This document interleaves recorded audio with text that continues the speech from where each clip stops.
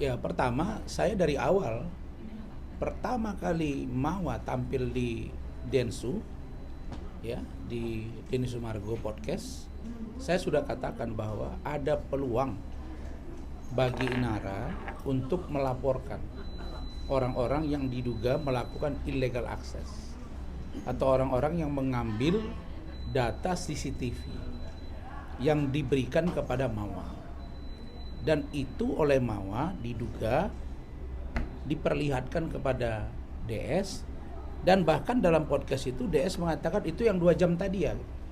Jadi kalau tafsiran saya yang 2 jam tadi, ya saya duga maksudnya itu ada CCTV yang diduga dari mantan suami Inara berinisial V memberikan ini kepada Mawa, Mawa kepada DS, kemudian di podcast.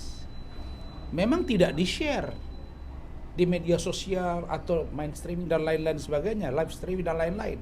Tapi jangan lupa apa yang disampaikan itu 2 jam.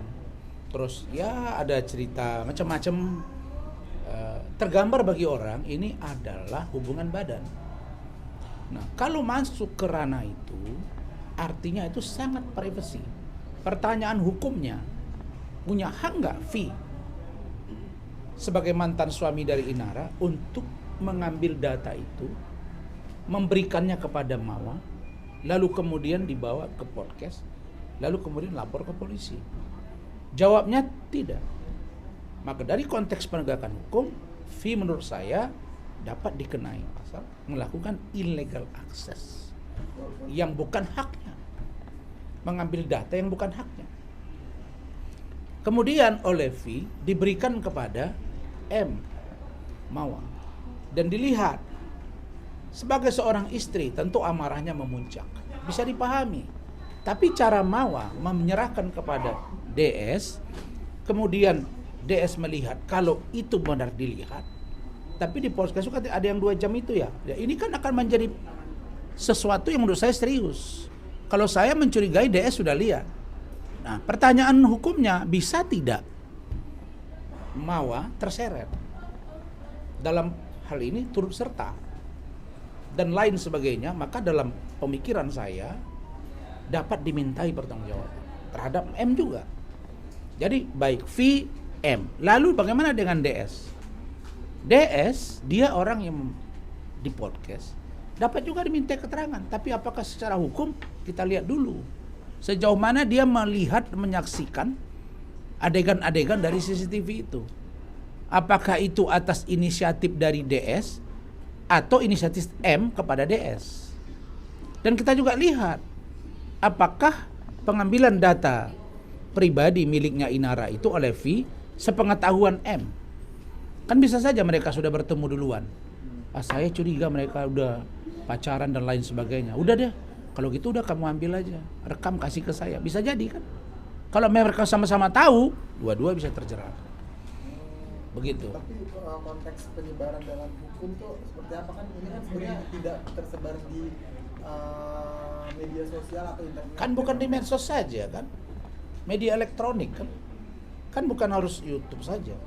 TV dan lain sebagainya. Terus barang siapa mentransmisikan dan atau mendistribusikan sesuatu yang bukan haknya. Nah, itu. Pertanyaannya, V berhak nggak mengambil CCTV yang merupakan data pribadi dari seorang Inara? Jawabnya tidak. Walaupun itu rumah dia atau Lah, bahkan beda. Rumah ya rumah, data pribadi ya data pribadi. Kalau rumah sudah diserahkan kepada Inara, maka kepemilikan jatuh kepada Inara. Tapi kalau mengutip dari pernyataan Eva Manurung, ibunya V kan, mengatakan bahwa ini rumah tidak boleh dialihkan, tidak boleh dijual. Nah, saya juga kepada mantan istri saya begitu. Tapi apa yang dilakukan mantan istri saya dalam rumah yang saya berikan menjadi hak istri saya tidak berwenang untuk saya mengetahui apa yang mereka lakukan di dalam. Apalagi saya tahu ada CCTV itu saya ambil terus saya kasih persorangan. Saya ini kan curiga nih, cemburukah dia atau ada niat lain? mens rea, ada niat jahat nggak? Nah itu tadi, jadi perlu ditelusuri secara mendalam. Saya setuju upaya yang dilakukan oleh Inara untuk melaporkan ini ke penegak hukum, karena ini terkait dengan data pribadi, terkait dengan undang-undang IT, dan jujur ini sangat memukul mental bagi seorang perempuan dan laki-laki itu. Dan juga pasti memukul mental dari istri dari si laki-laki yang sebelumnya. Kalau misalnya M itu, Mawa itu tidak tahu. Tapi kalau Mawa tahu, kemudian dia berkomplot dengan V, mereka bilang udah ambil aja datanya, serahkan ke gua. Artinya dia ikut serta, ya udah dua-dua terkena. Tapi kalau maksudnya dalam konteks penyebaran itu bang, misalnya jadi Mawa kan sebenarnya nggak tahu apa-apa tadinya kan bang, akhirnya dia menerima video itu dari seorang pihak, terus dia menontonkan itu kepada DS. Ya. Apakah itu termasuk? Nah sekarang saya tanya ya, kan Mawa posting nggak di Instagram dia bahwa ada video 2 jam, terus posting nggak Densu di podcastnya ada video 2 jam. Oh, termasuk penyebaran berarti ya? Sekarang saya tanya, Anda ngerti nggak terminologi penyebaran? Tersebar kan? Artinya orang banyak lain tahu. Ya itulah dia tersebar. Mengetahui tidak hanya tidak lagi menjadi konsumsi sekelompok orang. Misalnya kita rapat nih. Ini rapat tertutup ya, off the record ya. Gue ingatin kalian sebagai wartawan. Saya wartawan 12 tahun nih. Jangan ya off the record ya, artinya Anda tidak boleh sebar. Tapi untuk kita semua sama-sama tahu. TST ya, tahu sama tahu ya, kira-kira begitu. Nah, tapi kalau ini sudah menjadi konsumsi publik, dilihat oleh banyak orang. Tapi nggak ada videonya, nggak dilihat. Lah iyalah, tapi kata-katanya loh. Kata-katanya. Ada 2 jam, yang konotasi pikiran orang adalah hubungan badan. Kalau hubungan badan, lu punya hubungan badan dengan istri, dilihat sama mantan pacarmu, malu nggak? Mantan pacar loh, bagaimana dengan istri? Masih ada. Di situ. Laporan ya, Mawa di Polda melaporkan Inara perzinahan itu bagaimana bang dengan barang bukti? Lah saya kan dari dulu sudah bilang, Inara juga bisa kena. Kalau Inara tidak tahu bahwa, maaf, Inara bisa kena kalau Inara tahu bahwa Insan itu masih punya istri. Dan mereka melakukan itu sebelum mereka menikah. Dia akan bertahan di situ harusnya. Sudah menikah, kalau itu memang benar sudah menikah, dan memang dia tidak tahu kalau itu adalah si Insan yang masih punya istri. Tapi kalau dia ternyata tidak tahu, dia lolos. Nah sekarang pertanyaannya, Inara melaporkan Insan, kena nggak Insan? Nah, menurut saya kena. Tapi bukan pada undang-undang, bukan pada undang-undang perzinahan atau bukan pada undang-undang penipuan, tapi undang-undang atau terkait dengan pasal menghilangkan asal usul perkawinan. Begitu, menghilangkan asal usul perkawinan. Ya damai sih bang yang penipuan. Nah, itulah dia. Nah, makanya saya katakan tadi, kan dari awal sudah saya bilang, ini ada 3 klaster. Klaster M melaporkan Inara dan Insan. Klaster kedua, Inara melaporkan V dan atau M ke Polri karena mengambil data pribadi atau illegal access. Yang ketiga klasternya adalah laporan Inara kepada Insan. 3 klaster. Nah, saya belakangan lihat bahwa mereka itu sudah berdamai, dan pernyataan dari Insan di media juga bahwa Inara katanya akan menjadi istri yang baik, ya artinya Inara bersedia dipoligami kalau Insan tidak bercerai dengan Mawa. Tapi sebaik-baik pernikahan, saya sudah katakan, Insan dari awal sudah saya minta, lu masih keluar kandang, jelasin, lu masih datang jumpai Mawa, lu masih datang jumpai Inara, lu jelasin kedua-duanya supaya ini dua hati perempuan. Kalau perempuan ini bermasalah dengan batinnya, wah kita mumet bos, hati-hati. Jadi itu yang saya katakan. Tapi dia sudah tampil kemarin, walaupun saya tidak puas dengan pernyataan-pernyataan dia karena tidak komprehensif. Harusnya komprehensif. Pertama, saya dan Mawa tidak bercerai. Saya lagi komunikasi baik dengan dia. Yang kedua, saya dengan Inara tidak bercerai. Yang ketiga, saya pasang badan karena saya adalah laki-laki yang gentle. Harusnya itu dari seorang insan. Tapi ada langkah hukum yang bisa diambil bang oleh Insan bang mungkin? Karena kan Mawa udah ngelaporin Inara melaporkan illegal access, terus langkah-langkah hukum. Paling insan bisa melaporkan pencemaran nama baik terhadap saudara V. Ya bisa juga dia misalnya keberatan dengan illegal access yang dilakukan oleh V, karena dia bahagian dari orang yang masuk dalam CCTV itu. Ya, jadi dia barang siapa kan begitu. Barang siapa maksudnya pribadi itu kan, bukan lembaga. Barang siapa merasa dirugikan karena A, B, C dan lain-lain, lakukan upaya hukum. Penyebaran illegal access. Terus katanya Bang barusan diwawancara kuasa hukumnya saksi ini, CCTV itu digunakan untuk diperjualbelikan Bang.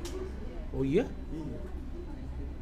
Nah, aku nggak tahu ya, maksudnya belum Tunggu dulu. wawancara lebih lanjut. Ini serius nih. CCTV itu diperjualbelikan ternyata Bang. Iya, itu bahaya banget itu. Iya. Sudah seperti kasusnya dulu itu artis A itu kan, dengan R, dengan C, T dan lain-lain kan. Iya dong. Saya sendiri belum dapat tuh. Boleh juga kita mau lihat tuh kalau ada. Diperjualkan oleh siapa nih? Oleh V. Sama itunya, sama apa? Itu yang menduga tuh saksinya, kuasa hukum saksi itu menduga, karena dia udah menjodohkan 6 saksi lainnya. Ya kalau misalnya itu betul disampaikan kepada yang lain, artinya nambah lagi masalah. Itu sudah memperdagangkan, makin menyebar, makin kena. Apa aja Dalam konteks hukum, ya turut serta. 55 satu ke satu, turut serta. 55.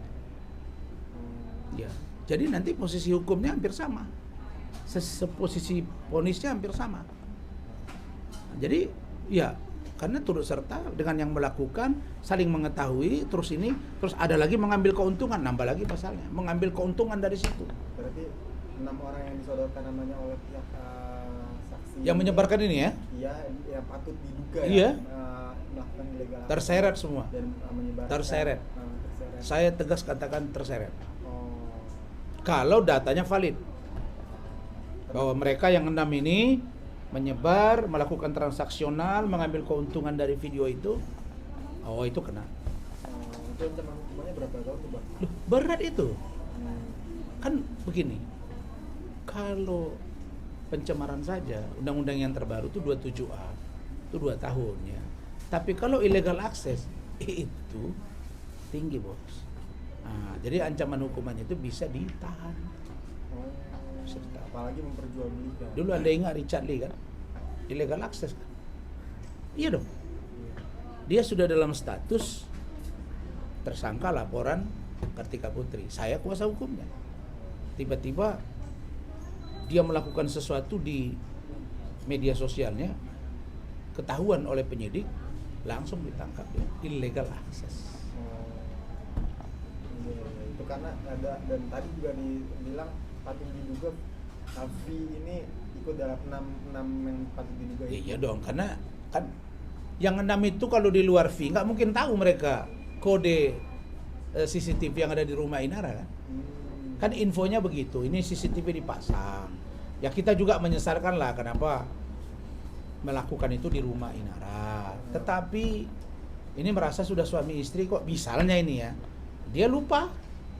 Misalnya dia lupa, ternyata ini anak yang kita sesalkan ini dilakukan di kamar tidur atau di ruang tamu sehingga terpantau oleh CCTV kan gitu kan. Kita masih kita dalami. Bang, untuk M sendiri Bang, Mawa kan nggak misalnya nggak turut dalam 6 patut diduga itu Bang. Itu dia siapa yang bisa melaporkan dia mungkin? Maksudnya? Oh mereka tidak sebut. Iya, nggak disebut nama. Ya tergantung V. Ketika diperiksa V nanti dengan yang 6 orang lagi ini, kan dia diperiksa. Kalau dia ngomong, ini Mawa tahu kok, ya kena Mawanya. Bukan delik aduan, maksudnya nggak perlu. Nah itu turut sertanya ke situ. Turut serta, ya? Iya. Serta, ya? Iya. Oh. Nah, kaitannya ke sana. Kan V akan diperiksa. Kamu tahu dari mana? Kamu dapat dari mana? Inisiatif kamu sendiri nggak? Ya sendiri. Ada teman kamu nggak? Nggak. Terus kamu kasih ke Mawa, itu inisiatif saya. Kan begitu. Mawa lepas. Tapi mau tanya lagi, kamu dapat dari mana? Dari V. Terus kenapa kamu kasih ke Denso? Iya, saya kan mau di podcast. Ditonton nggak sama Densu? Nah. Densu pun bisa diminta pertanggungjawaban. Bisa. Tapi sejauh mana Densu mengetahui itu, menyebar atau tidak perlu didalami. Saya nggak bisa bilang Densu akan kena masalah hukum, tidak. Tapi Mawa bisa kena, Vi bisa kena, plus yang 6 orang yang kamu bilang tadi. Mungkin Densu cuma untuk jadi saksi kali ya. Iya, tapi tergantung ya, keterangan Densu itu kan itu yang 2 jam itu kan maksudnya. Sekarang pertanyaannya 2 jam itu apa? 2 jam itu apa? Merokok kah, makan-makan kah, atau apa gitu loh. 2 jam kalau melakukan hubungan badan dengan seorang perempuan 2 jam itu cukup lama. Lagi ngapain aja mereka, mesra-mesraan, sambil masak atau apa, mandi dulu atau apa, kan begitu. Nah, itu pikiran saya. Perdamaian antara Mawa dengan insan kemungkinan juga bisa terjadi kalau insan pandai mengendalikan pikiran dan hati dari 2 perempuan ini. Kalau Mawa mencabut laporan berarti selesai urusan dengan, karena ini delik aduan. Selesai urusannya dengan si Mawa. Kalau Inara mencabut laporan terhadap insan artinya selesai juga.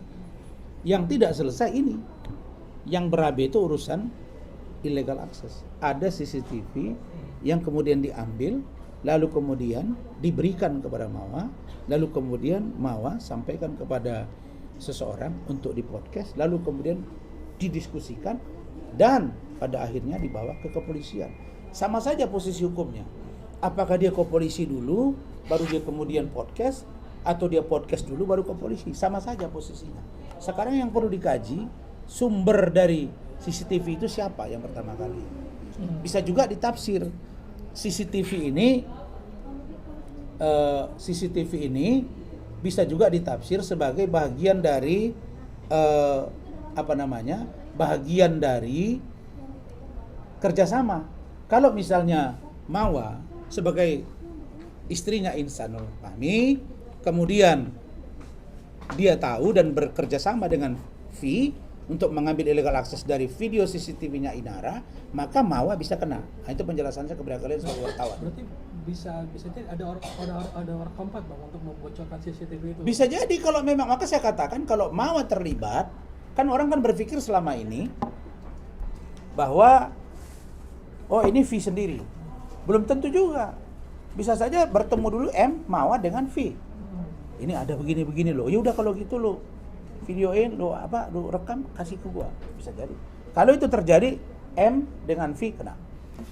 Nah, pertanyaannya dia bawa ke Densu, kena nggak Densu? Dimintai keterangan iya.